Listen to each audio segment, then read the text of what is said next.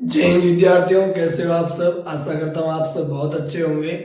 विद्यार्थियों, हम basics level से टेंस सीख रहे थे और कल की क्लास के अंदर हमने टेंस का जो बेसिक्स जो कॉन्सेप्ट है उनको जाने और साथ ही साथ हमने प्रेजेंट इंडेफिनेट टेंस को समझा और प्रेजेंट इंडेफिनेट की क्या पहचान होती है, उसके अंदर कौन सी हेल्पिंग वर्ब का प्रयोग होता है, साथ ही प्रेजेंट इंडेफिनेट के पॉजिटिव सेंटेंस की क्या पहचान होती है और उसमें हेल्पिंग वर्ब नहीं आती तो मेन वर्ब की कौन सी फॉर्म कैसे सब्जेक्ट के लिए आती है और प्लूरल जैसे सब्जेक्ट है तो उसके लिए कौन सी फॉर्म का प्रयोग होता है। तो आई होप वो क्लास आपने अच्छे से देखी होगी और यदि नहीं देखी है तो वो क्लास आप इससे पहले वो क्लास को कंटिन्यू रखें, क्योंकि कल जो टेस्ट का हमारा टेंस प्रेजेंट टेंस हमने शुरू किया था उसका जो पहला भाग जो आपका होता है प्रेजेंट इंडेफिनेट उसको हमने कल की क्लास के अंदर ही कवर किया और आज की क्लास के अंदर हम टेंस नंबर 2 यानी प्रेजेंट इंडेफिनेट का दूसरा भाग होता है उसको बोलते हैं प्रेजेंट कॉन्टिन्यूस। तो आज की क्लास केवल और केवल इस क्लास के अंदर हम प्रेजेंट कॉन्टिन्यूस टेंस के बारे में ही बात करेंगे। तो आप हेडिंग डाल के अच्छे से बैठिए और मेरे साथ प्रेजेंट कॉन्टिन्यूस टेंस सीखने की कोशिश कीजिए कि प्रेजेंट कॉन्टिन्यूस टेंस क्या होता है। टेंस का नाम है हमारा, हम प्रेजेंट टेंस को पढ़ रहे हैं। कौन सा टेंस को पढ़ रहे हैं? प्रेजेंट टेंस को हम पढ़ रहे हैं, प्रेजेंट टेंस। और प्रेजेंट टेंस के अंदर आज हम पहुंच चुके हैं आके प्रेजेंट कॉन्टिन्यूस पर। किस पर पहुंच चुके हैं? प्रेजेंट कॉन्टिन्यूस पर। 2 नंबर का जो हमारा टेंस होता है present continuous. Present continuous actual में होता क्या है? मैंने कल आपको बताया था कि प्रत्येक टेंस के 4 भाग होते हैं और चारों भागों को देख कर भी आप और साथ ही टाइम को पहचान कर आप पता कर सकते हो कि कौन से टेंस में क्या हो रहा होगा या कौन से टेंस की थोड़ी बहुत क्या विशेषता होती है। वो बेसिक्स आप उस टेंस के नाम को ही देख के जान सकते हो। जैसे देखिए प्रेजेंट, अब प्रेजेंट का मतलब क्या होता है? वर्तमान। और कॉन्टिन्यूस का मतलब होता है जारी होना, किसी काम का प्रोग्रेस में होना। तो आई होप यहाँ समझ चुके होंगे अच्छे से कि मैं क्या कहना चाहता हूँ। प्रेजेंट का मतलब होता है वर्तमान और कॉन्टिन्यूस का मतलब होता है जारी। कहने का मतलब वर्तमान के अंदर कोई भी घटना जारी है तो वो किसके अंदर आएगी? प्रेजेंट कॉन्टिन्यूस में आएगी। इसकी इंग्लिश में एक परिभाषा आती है कि simple actions at going on present. ठीक है ना, कोई भी सिंपल मतलब समझो ऐसा है ना, an action at going on present, कोई भी ऐसी घटना जो इस समय या प्रेजेंट में जारी है। ठीक है ना, वर्तमान में कोई ऐसी घटना जो जारी है या वर्तमान के अंदर कोई कार्य हो रहा है। जैसे मैंने आपको कहा कि राम खेल रहा है, इसका मतलब वो पहले खेलता था नहीं खेलता था उसके बारे में जानकारी कोई भी नहीं है, लेकिन अभी हाल फिलहाल मैं कह रहा हूँ कि अभी अभी जो राम है अब राम है वो खेलता है। मतलब बोलते समय जब स्पीकर कहता है बोलते समय कोई भी कार्य जारी होता है तो वो प्रेजेंट कॉन्टिन्यूस के अंदर है। इसकी बहुत तरीके से परिभाषा आप निकाल सकते हो, लेकिन कहने का मतलब एक ही मतलब निकलेगा और वो ये निकलेगा कि वर्तमान के अंदर कोई भी कार्य जारी है तो वो किसके अंदर आएगा? प्रेजेंट कॉन्टिन्यूस के अंदर आएगा। इतनी ही पहचान आपको याद करनी है।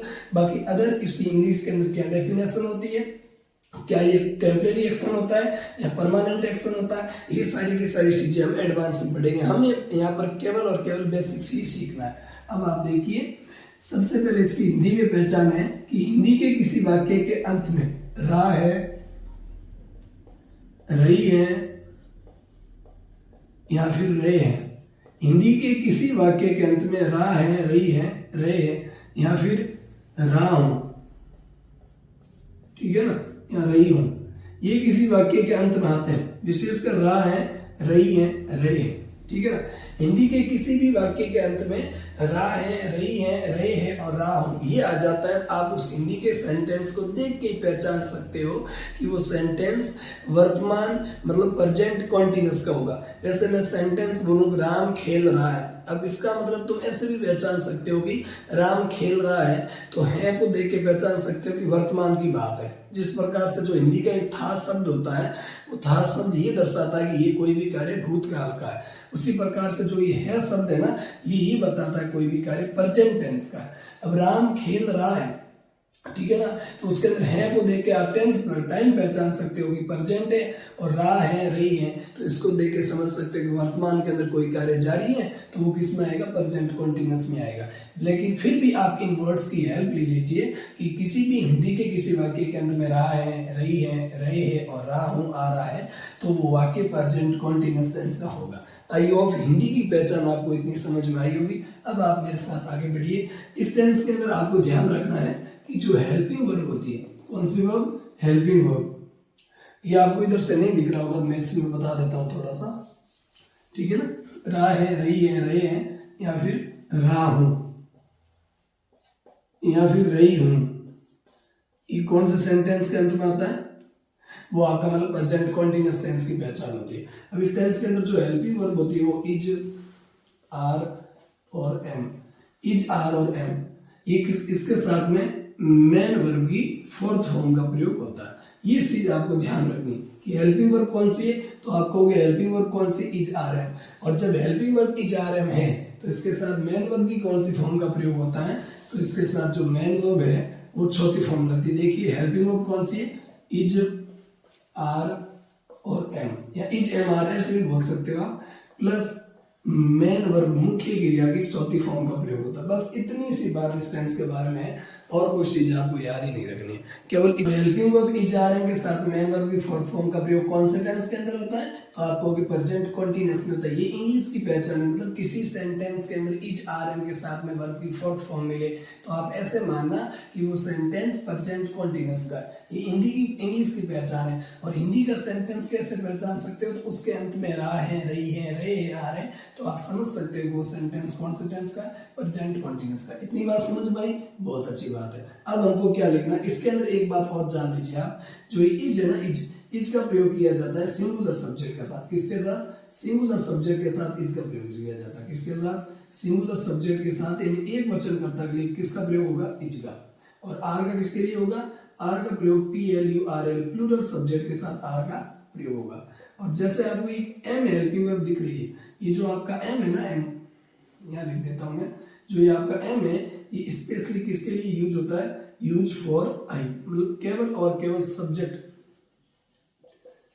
आई के लिए प्रयोग होता है। किसके लिए प्रयोग होता है, आई के लिए। मैंने कुछ भी नहीं लिखा है, मैंने कहा कि इज जो हेल्पिंग वर्ब होती है उसका प्रयोग सिंगुलर सब्जेक्ट के साथ, आर का प्रयोग प्लूरल सब्जेक्ट के साथ, और एम का प्रयोग केवल और केवल आई सब्जेक्ट के लिए होता है। अब आप मानिए is, are, am helping verb भी होती है, is, are, am main verb भी होती है, लेकिन आपको रटके नहीं पहनना। ये बात बेसिक में मैं समझा देता हूँ कि जब इज, आर, एम के बाद में मेन वर्ब की फोर्थ फॉर्म का प्रयोग होता है तभी is, are, am helping verb होती है, वरना इज, आर, एम का प्रयोग मेन वर्ब के तौर भी ये मेन वर्ब का कार्य भी करती है। जैसे मैं कुछ सेंटेंस लिखूं, मैंने एक वाक्य लिखा, Ram is student, Ram is student, ये मैंने एक वाक्य लिखा, ठीक है ना। इससे जुड़ता कॉन्सेप्ट है, मैं आपको बता देता हूँ। तो इस टेंस के अंदर बहुत सारे बच्चे कहेंगे कि इज आपकी हेल्पिंग वर्ब है, लेकिन विद्यार्थियों यदि इज यहाँ पर हेल्पिंग वर्ब होती तो इसके पीछे मेन वर्ब की फोर्थ फॉर्म का प्रयोग होता, ठीक है ना। तो यहाँ पर कोई फोर्थ फॉर्म है ही नहीं, स्टूडेंट तो ये नाउन है, ठीक है ना, ऑब्जेक्ट है। अब मेरी बात सुनो, इसलिए इज यहाँ पर ये क्या है, हेल्पिंग वर्ब ना होकर क्या है, मेन वर्ब है। तो इसीलिए आपको रट्टा नहीं मारना है कभी भी कि is, are, am helping verb ही होती है। मैंने ये कहा कि प्रेजेंट कॉन्टिन्यूअस टेंस की helping verb is, are, am होती है, और साथ ही जब is, are, am helping verb होती है तभी उसके पीछे मेन वर्ब की फोर्थ फॉर्म का प्रयोग किया जाता है। Is, are, am helping verb होती है ना, तब उसके पीछे मेन वर्ब की थर्ड फॉर्म का भी प्रयोग किया जाता है, वो किया जाता है आपका पैसिव वॉइस में। तो दो तीन तरीके से आपको बात समझनी है। हम यहाँ पर केवल और केवल टेंस के सेंस में बात कर रहे हैं कि इज, आर, एम का प्रयोग हेल्पिंग वर्ब के तौर पर किया जाता है प्रेजेंट कॉन्टिन्यूअस टेंस में। जब is, are, am helping verb होती है तब इसके पीछे मेन वर्ब की फोर्थ फॉर्म का प्रयोग होता है। ये बात समझ में आई बहुत अच्छे से। और इज, आर, एम का प्रयोग मेन वर्ब के तौर पर भी किया जाता है। दूसरी बात, तीसरी बात ये कि इज, आर, एम के बाद में यदि मेन वर्ब की थर्ड फॉर्म का प्रयोग होता है तो वो सेंटेंस पैसिव वॉइस का होता है। मैं चैप्टर पढ़ाऊंगा पैसिव वॉइस, तब आपको समझाऊंगा। आइए कितना समझ में आया। अब हम स्ट्रक्चर लिख देते हैं कौन कौन से सेंटेंस की। एक तो पॉजिटिव की, ठीक है, इसको मैं रिमूव कर देता हूँ, हटा देता हूँ थोड़ा सा, ताकि आपको आसानी मेरे लिखने में कोई तकलीफ ना हो। क्लियर। अब मैंने सेंटेंस लिखा, जैसे मान लो पॉजिटिव सेंटेंस की क्या स्ट्रक्चर होगी, नेगेटिव की क्या होगी और इंटरोगेटिव क्या होगी। जल्दी जल्दी आप बनाएं, फिर हमें वाक्य बनाने। पॉजिटिव क्या आएगा, सबसे पहले सब्जेक्ट, फिर हेल्पिंग वर्ब आती है, हेल्पिंग वर्ब हमारे पास क्या, इज, आर, एम, ठीक है ना। उसके बाद मेन वर्ब आती है, तो मेन वर्ब की कौन सी फॉर्म आएगी, फोर्थ फॉर्म ही आएगी। उसके बाद में क्या आ जाएगा, ऑब्जेक्ट। बस ये बन गया। आगे जल्दी बनाइए। दूसरा नेगेटिव में सबसे पहले सब्जेक्ट, फिर हेल्पिंग वर्ब, तो हेल्पिंग वर्ब कौन सी, इज, आर, एम, कौन सी, इज, आर, एम। तीसरे स्थान पर नॉट का प्रयोग, फिर मेन वर्ब की फोर्थ फॉर्म ही आएगी, प्लस लास्ट में क्या आएगा, ऑब्जेक्ट। ये बन गया नेगेटिव सेंटेंस की स्ट्रक्चर का मतलब संरचना। इंटरोगेटिव सेंटेंस हम एक ही टाइप को लेकर चलते हैं, वो हेल्पिंग वर्ब वाली।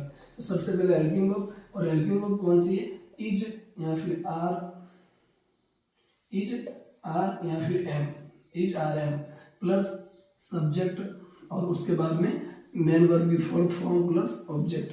आई बात समझ में बहुत अच्छे से, और लास्ट में क्वेश्चन मार्क चिन्ह। तो आई होप ये चीज आपको समझ में आई होगी। पॉजिटिव सेंटेंस में सब्जेक्ट आता सबसे पहले, फिर हेल्पिंग वर्ब आती, फिर मेन वर्ब आती, फिर ऑब्जेक्ट आती। इससे ऊपर वाला हमने एक टेंस पढ़ा था प्रेजेंट इंडेफिनिट कल की क्लास के अंदर बच्चों, उसके अंदर हमने पॉजिटिव सेंटेंस में हेल्पिंग वर्ब का प्रयोग नहीं किया। क्यों नहीं किया कि उस टेंस में हेल्पिंग वर्ब पॉजिटिव सेंटेंस में नहीं आती। दो ऐसे टेंस हैं और जिनके पॉजिटिव सेंटेंस में हेल्पिंग वर्ब का प्रयोग नहीं होता। वो पहला टेंस है प्रेजेंट इंडेफिनिट जो कि कल की क्लास के अंदर हम पढ़ चुके, और उसके बाद में जो अगली क्लासेज आएगी उसके अंदर हम एक टेंस पढ़ेंगे पास्ट इंडेफिनिट या सिंपल पास्ट। उसके भी पॉजिटिव सेंटेंस में हेल्पिंग वर्ब का प्रयोग नहीं होता। इंटेरोगेटिव नेगेटिव में होता है, उसमें नहीं होता। तो आई होप ये बात समझ में आई बहुत अच्छे से। अब हम बनाते हैं सेंटेंस। तो ये लिख दो, WH वर्ड वाली लिखनी तो आप ऐसे लिख सकते हो WH वर्ड का शुरुआत में कोई भी WH वर्ड यूज कर लो, ठीक है, वाट वाई। उसके बाद में आपको क्या लिखना है, फिर ये जो लिखा रखा same to same helping verb आएगी इज आर एम, ये प्लस का निशान लगा दीजिए आप यहाँ पर, कोई तकलीफ नहीं, ठीक है ना, इज आर एम। और उसके बाद में helping verb is are am और उसके बाद में सब्जेक्ट, और देन जो आपका सामने लिख रखा है मेन वर्ब ऑब्जेक्ट, ये सब डलो। और interrogative sentence ends with question mark. Interrogative जो वाक्य होते हैं वो क्वेश्चन मार्क के साथ समाप्त होते हैं। आई होप आपको ये बात भी समझ में आई होगी। ठीक है, करो जल्दी।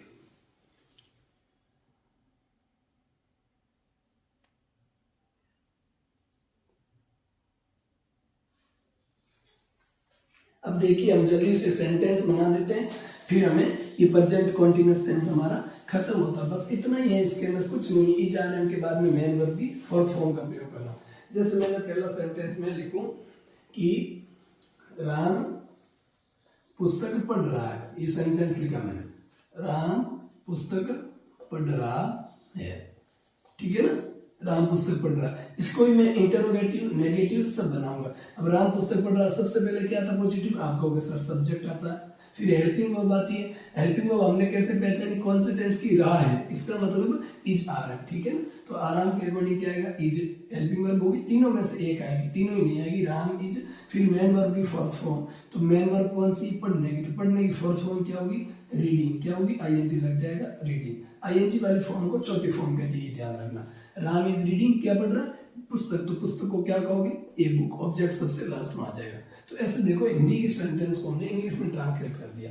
अब दूसरा मैं सेंटेंस लिखता हूँ, इसका नेगेटिव आप लिखिए मन कॉपी में, राम पुस्तक नहीं पढ़ रहा है, राम पुस्तक नहीं पढ़ रहा है, ठीक है ना। तो क्या लिखोगे, राम सब्जेक्ट आ गया, फिर हेल्पिंग वर्ब इज आ गई, तीसरे स्थान पर नॉट आ गया, उसके बाद में रीडिंग, ये फोर्थ फॉर्म आ गई, ठीक है ना, ए बुक।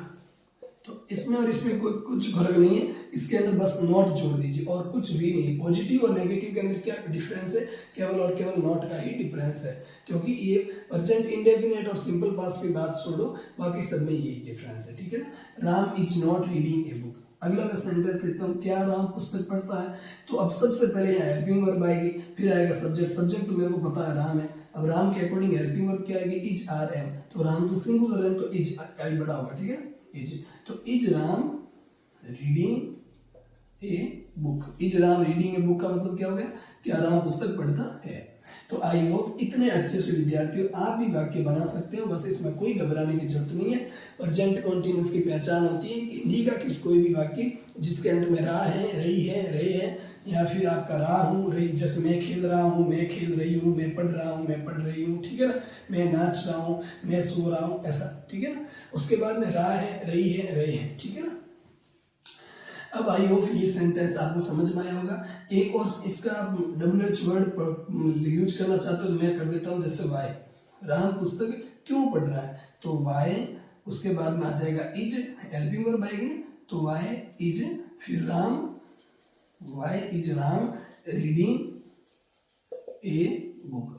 सही हेल्पिंग वर्ब का प्रयोग आप नेगेटिव में करो, सही हेल्पिंग वर्ब का प्रयोग आप इंटरोगेटिव के दोनों सेंटेंस में करो, कहीं भी करो, लेकिन जब भी helping verb is are am होगी उसके पीछे हमेशा मेन वर्ब की फोर्थ फॉर्म का ही प्रयोग होगा। तो इस बात को आप ध्यान में रखना, WH वर्ड, फिर हेल्पिंग वर्ब, फिर सब्जेक्ट, फिर मेन वर्ब, फिर देन ऑब्जेक्ट। तो ये सेंटेंस समझ में आया। एक सेंटेंस में आपको और देता हूँ कि वह अपना कार्य मतलब वह अपना काम कर रही है, ये सेंटेंस लिखो। छोटे छोटे आप सेंटेंस बना सकते हो। तुम खेल रहे हो, वो नाच रहा है, वो पढ़ रहा है, वे स्कूल जा रहे हैं, हम गाना गा रहे हैं, ठीक है ना, हम खेल रहे हैं, मैं पत्र लिख रहा हूँ, मैं पुस्तक पढ़ रहा हूँ। ऐसे छोटे छोटे सेंटेंस आप बहुत सारे हिंदी के सेंटेंस आप बना सकते हो, ठीक है ना। नया बर्तन धो रही है, नया खाना पका रही है। जैसे मैं सेंटेंस लिखूं कि वो अपना कार्य कर रही है, वो अपना कार्य कर रही है, कर रही है, ये कोई सेंटेंस है। अभी सेंटेंस के अंदर देखोगे तो इतनी कोई बड़ी बात नहीं है, ठीक है ना। अब आराम से इसमें देखो, सबसे पहले क्या आएगी, सबसे पहले वह के लिए क्या आएगा, आप बताइए मुझे। वह के लिए क्या आएगा, तो वह कार्य कर रही है, वह ही और सी दोनों में से तो रही है, इससे आप देख सकते हो कि लड़की है, तो इसके लिए सब्जेक्ट क्या आ जाएगा, सी। अब हेल्पिंग वर्ब क्या आएगी, रहा है, रही है, तो इज आ रहे हैं, तो सी के अकॉर्डिंग क्या आएगा विद्यार्थियों, इज, ठीक है ना। सी इज, उसके बाद में क्या आ जाएगा, कार्य कर रही है, ठीक है ना। क्या कर रही है, अपना कार्य करने को क्या बोलते हैं, डू, तो she is doing, she is doing. अब अपना कार्य कर रही है, मतलब करने को तो डू बोलते हैं, डू यानी करना, ठीक है ना, डू डिड डन। उसी प्रकार से अपना कार्य किसका कार्य, उस लड़की का कार्य, तो लड़की के कार्य के लिए क्या आ जाएगा, हर वर्क, क्या आ जाएगा, हर वर्क। आई होप ये सेंटेंस आपको अच्छे से समझ में आया होगा। जैसे मैं बोलूँ वो अपना कार्य कर रही है, तो she is doing her work. वह अपना गृह कार्य कर रही है, तो she is doing her homework. समझ में आई बात, बहुत अच्छी बात है। अब ध्यान आगे बढ़ो, इसके बाद में अगला मैं एक सेंटेंस और लिखता हूं। जैसे वे पत्र लिख रहे हैं, वे पत्र लिख रहे हैं, तो इसमें आप क्या लिखोगे, सबसे पहले दे, उसके बाद में क्या लिखोगे, helping verb is are am, तो दे के अकॉर्डिंग क्या लगेगा विद्यार्थियों, दे आर। फिर लिखने को क्या बोलोगे, राइटिंग, क्या बोलोगे, राइटिंग, दे आर राइटिंग पत्र, एक पत्र को क्या बोलोगे, ए लेटर। तो आपको ये समझ में आ ही गया होगा। अब ज्यादा समझाने की कोई जरूरत मेरे हिसाब से रहती नहीं है। फिर भी मैं 2 सेंटेंस और आपके सामने लिख देता हूँ कि आपको कोई भी डाउट हो तो मुझे बताइए, ठीक है ना। एक सेंटेंस मैं लिखता हूँ कि एक सेंटेंस में लिखता हूँ, क्या वह खाना पका रही है, क्या वह खाना पका रही है, ये सेंटेंस लिखा मैंने। अब आप देखिए, रहा है, रही है, इसका मतलब प्रेजेंट कॉन्टिन्यूअस। समझ में आई बात, क्या सबसे पहले क्वेश्चन पूछते थे, हेल्पिंग वर्ब का प्रयोग होगा। अब हेल्पिंग वर्ब कौन है, सब्जेक्ट कौन है, सी, तो यह सब्जेक्ट लिख दो पहले, हेल्पिंग वर्ब की जगह खाली छोड़ दो। अब सी के अकॉर्डिंग इज आ रहे हैं, तो सी के अकॉर्डिंग क्या आएगा, इज। तो इज सी कुकिंग, पकाने को क्या बोलते हैं, cooking, is she cooking food, ठीक है ना, इज सी कुकिंग फूड। क्या वो खाना पका रही, इज सी, मतलब सबसे पहले क्या आ जाएगा, हेल्पिंग वर्ब, फिर सब्जेक्ट, फिर मेन वर्ब, फिर आपका ऑब्जेक्ट। तो फूड से पहले आर्टिकल एन का प्रयोग नहीं होता, इसलिए सी इज कुकिंग फूड, वो भोजन पका रही, वो खाना पका रही। आई समझ बात, बहुत अच्छे से। अब हम विद्यालय जा रहे हैं। मैंने एक सेंटेंस लिखा कि हम विद्यालय जा रहे हैं। कौन जा रहे हैं, हम जा रहे हैं, तो हम के लिए क्या सब्जेक्ट आ जाएगा, भी सब्जेक्ट सबसे पहले आता है, ठीक है ना। उसके बाद में फिर आ जाएगी हेल्पिंग वर्ब, रहा है, रही है, रहे हैं, तो हेल्पिंग वर्ब इज आर है, और वी के अकॉर्डिंग क्या आ जाएगी, आर, क्योंकि वी कैसा सब्जेक्ट है विद्यार्थियों, तो प्लूरल, तो वी आर। फिर क्या आ जाएगी, जाने की, तो गो का मतलब जाना, तो गो की फोर्थ फॉर्म क्या हो जाएगी, गोइंग, वी आर गोइंग। और गो जब डेस्टिनेशन को दर्शाता पीछे टू प्रीपोजिशन लगाती, वैसे आप नहीं भी लगाओ तो सेंटेंस तो गलत है। फिर भी आप घबराओ मत, क्योंकि आपने बाकी सब तो सही किया, तो नई चीज सीखने में टाइम लगता है, तो टू लगा देना, गोइंग टू, और किसमें, स्कूल, बस। हम स्कूल जा रहे हैं, we are going to school, ठीक है ना। हम पढ़ाई, मैं पढ़ रहा हूँ। अब जैसे मैं सेंटेंस लिखूं, मैं पढ़ रहा हूं, आपके साथ एक सेंटेंस देता हूं कि मैं पढ़ रहा हूं, तो आप क्या कहोगे, इसको क्या बोलोगे, आई एम रीडिंग, बस बन गया सेंटेंस, आई एम रीडिंग, मैं पढ़ रहा हूं। तो घबराने की कोई जरूरत नहीं विद्यार्थियों। आज की क्लास के अंदर हमने ये जाना कि आपके प्रेजेंट कॉन्टिन्यूअस टेंस क्या होता है। एक बार मैं आपको और रिवाइज करवा देता हूँ बड़ा कि प्रेजेंट कॉन्टिन्यूअस का मतलब होता है वर्तमान के अंदर कोई घटना जारी है, वर्तमान समय में कोई कार्य हो रहा है, अब इस समय हो रहा है तो वो जैसे मैं पढ़ा रहा हूँ, आप पढ़ रहे हो, इसका मतलब ये कार्य वर्तमान में हो रहा है, तो किस में आएगा, प्रेजेंट कॉन्टिन्यूअस के अंदर आएगा। पहली बात तो ये। इस टेंस की helping verb is are am होती है। इज सिंगुलर को रिप्रेजेंट करता है, आर प्लूरल को करता है, और जो एम हेल्पिंग वर्ब होती है वो केवल और केवल स्पेशली यूज होती है आई सब्जेक्ट के लिए। इतनी बात समझ में आई। फिर जब भी helping verb is are am का प्रयोग एक्टिव सेंटेंस में आप करते हो, जहां पर सब्जेक्ट कार्य करता है, उस सेंटेंस को एक्टिव बोलते हैं, ठीक है ना। डूअर कार्य करता है, यानी जहां पर डूअर सब्जेक्ट होता है। ये बेसिक की बात है, मैं आपको बताऊंगा। आप ऐसे समझो कि जहां जिस एक्टिव सेंटेंस के अंदर यदि is are am helping verb है, तो वहां पर अपने मेन वर्ब के पीछे फोर्थ फॉर्म का प्रयोग होता है। समझ में आई बात बहुत अच्छे से। उसके बाद हमने क्या पढ़ा, सेंटेंस के स्ट्रक्चर जानी। पॉजिटिव सेंटेंस में सब्जेक्ट आता है, फिर हेल्पिंग वर्ब आती है इज आर एम, फिर मेन वर्ब, फिर ऑब्जेक्ट, बस इतना सही। नेगेटिव में हेल्पिंग वर्ब और मेन वर्ब के बीच में नोट लग जाएगा, मतलब इज आर एम के बीच में और मेन वर्ब की फोर्थ फॉर्म के बीच में नोट लग जाएगा। इंटरोगेटिव दो प्रकार के होते हैं, एक हेल्पिंग वर्ब से शुरू होता है विद्यार्थियों, एक WH वर्ड से शुरू होता है, ठीक है ना। और फिर हमने ये सेंटेंस में, आप भी कोशिश कीजिए बहुत सारे वाक्य बनाने की, ठीक है ना। और मैं एक सेंटेंस आपको देता हूं कि राम पत्र लिखता है। इस सेंटेंस की इंग्लिश आप मुझे, मतलब राम पत्र लिख रहा है, वापस सुन लीजिए, राम पत्र लिख रहा है, ठीक है ना। और दूसरा सेंटेंस ये हो गया कि राम वॉलीबॉल खेल रहा है। ये दोनों सेंटेंस आप मेरे को सब्जेक्ट भले चेंज कर दीजिए। पहले में क्या, पहला सेंटेंस क्या बताया, राम पत्र लिख रहा है, दूसरा सेंटेंस राम वॉलीबॉल खेल रहा है। ये दोनों के दोनों वाक्यों की आप इंग्लिश ट्रांसलेशन इस वीडियो के कमेंट बॉक्स में कमेंट करके बताइए, ताकि मुझे भी मोटिवेशन मिले कि हाँ, मेरे सिखाए हुए के द्वारा मेरा जो एफर्ट है वो सही दिशा में गया, और सिखाने के बाद में बच्चों को समझ में भी आया, ताकि मुझे भी ये खुशी मिलती है, और मैं अगली जो क्लासेस के अंदर और शिद्दत से मेहनत करूंगा। तो आई होप आप कमेंट बॉक्स में कमेंट करके बताइए कैसी लगी आज की क्लास। मिलते हैं नेक्स्ट वीडियो में प्रेजेंट परफेक्ट तीसरे टेंस के साथ।